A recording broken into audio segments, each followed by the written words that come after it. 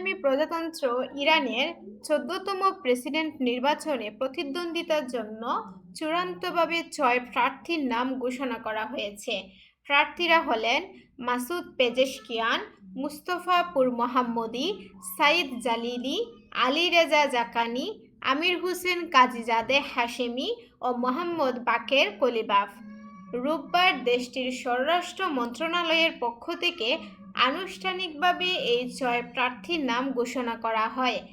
এবারের নির্বাচনে প্রার্থী হতে ইচ্ছুক ৮০ জন রাজনীতিবিদ ইরানের গার্ডিয়ান কাউন্সিলে নাম নিবন্ধন করেছিলেন।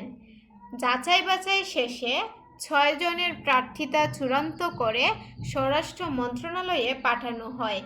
এরপরই স্বরাষ্ট্র মন্ত্রণালয় আনুষ্ঠানিকভাবে প্রার্থীদের নাম ঘোষণা করে।